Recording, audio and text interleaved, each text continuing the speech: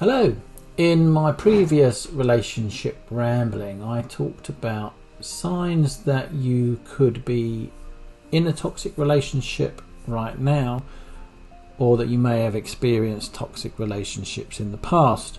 One of the reasons why we might find ourselves in a cycle of unhealthy relationships as adults is because of the emotional abuse that we would experience in our childhood, and then subsequent relationships we may have had moving forwards. Now, one reason for this is that we can repress what we went through as a way of coping, and by noticing and understanding the signs of how it might still be affecting you to this day, you are able to move on. So what's a definition of emotional abuse? Well, it uses verbal and emotional manipulation in an effort to control another person. So some examples of this may include humiliation, manipulation, verbal aggression, belittling, and intimidation. Repression of negative emotions is a very natural response because we either need to minimize the effects of the emotional abuse, or we need to be able to avoid how they make us feel altogether. It is important though, however, to recognise that the impacts that this might have had on us. So today I'm going to talk about signs that you might be repressing emotional abuse from past relationships, and have a list of signs and things to look out for. So number one is that you aren't very good at making decisions for yourself. If you struggle to know what to do with your free time and often rely on others to make decisions for you, it may be a sign of repressed emotional abuse. This is often the case for people who are highly focused on the needs of others, people pleasing, which is often the case in emotionally abusive relationships. Over time, such expectations can cause you to lose touch with who you are, what you want, and what you need. So number two is you are a people pleaser. Do you want to be seen as a person that helps and have to get it right or perfect for others?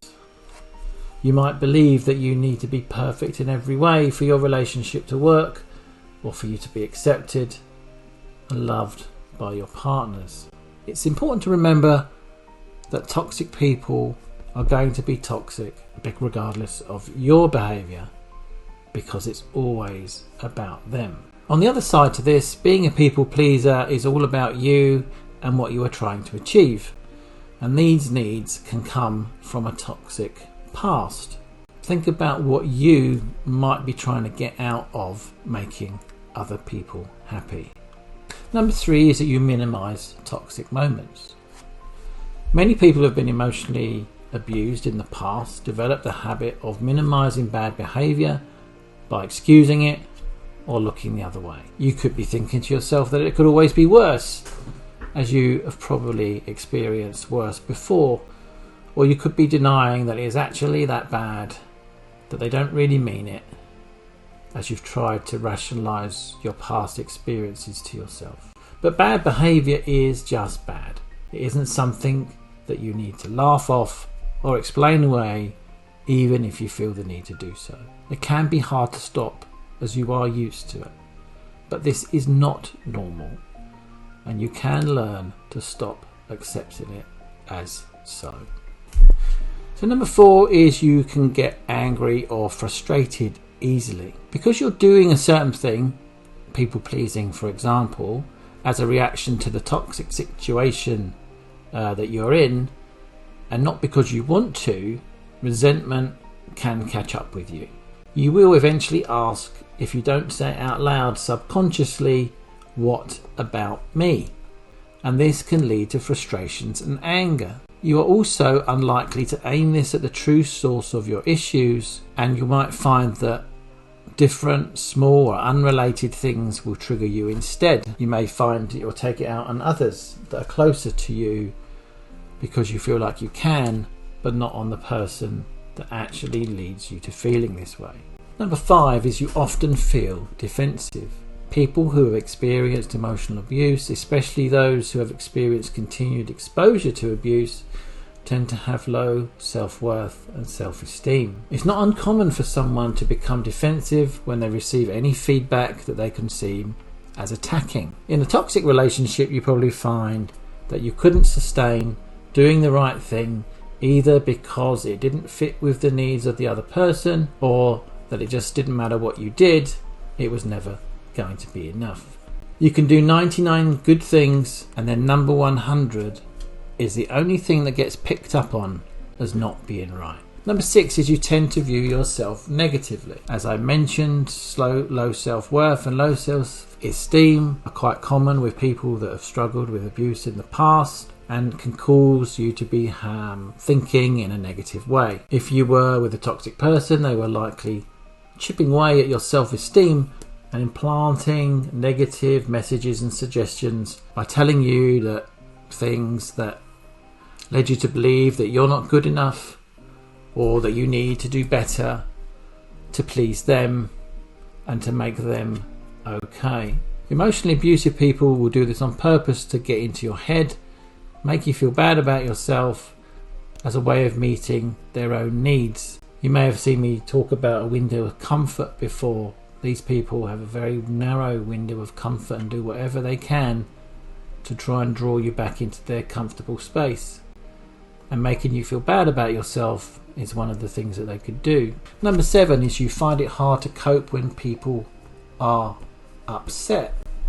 So while nobody really enjoys having an argument, even though people may seem to, as they engage with them all of the time, if you find yourself feeling particularly tense whenever people around you erupt, it may be because you used to deal with a lot of that in the past. And emotional abuse can make you very susceptible to certain triggers, such as changes in the tone of voice, slight behaviour or emotional differences, someone going quiet, not talking to you, for example. You're going to pick up on these quite easily if you have learnt to manage them a lot in the past. Number 8, you keep choosing toxic partners. Now, this isn't a blame game, so I can hear you probably saying, I don't choose them on purpose. And no, you're right, you don't consciously choose them on purpose. But many people who have been in emotionally abusive relationships find themselves gravitating towards the same types of people over and over again. This can be because maybe you're looking for closure from the original relationship and you've never had that in the past, or because you have learnt that relationships are just normal this way and so they become very familiar. And I use the word safe here because your brain likes to feel the same. It doesn't like to really do change and different, so therefore it can feel safe doing the same types of relationships over and over again, even though they may cause you an immense amount of problems. Number 9 is you're constantly questioning whether you are loved. Even if you've moved on to a new and healthier relationship, you may still catch yourself wondering if your partner really loves you, or if they'll end up treating you just like your ex or your exes did. And these things are likely because you believe that you are unlovable, and that probably comes from your childhood experiences where you felt unloved, and so you carry this forward into your adult relationships. Number 10, you have trouble accepting affection. You may find that you struggle to accept love or even simple compliments. It could be from your partners, your friends, or even colleagues, or just people that you meet in the street. And this indicates that you have some kind of attachment issue which has resulted from the abuse that you've had, likely a learned childhood coping mechanism. And lastly, you have nightmares about relationships. If you have bad dreams around a family member or an ex, this can be a sign that you are repressing emotions.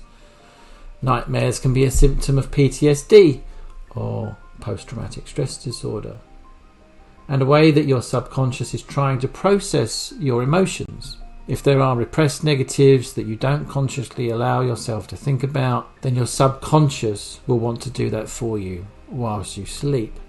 These are just a few signs that you could be harbouring issues from an emotional or even physically abusive past that you've not faced up to. You've not been able to process or allowed yourself to move on from them. The problem is, though, is until you do this, you will find that your experiences continue to loop back into your life time and time again. I hope that you found these useful. Please do contact me if these are things that you want to talk about at a deeper level. Thank you for listening. I'll speak to you again soon.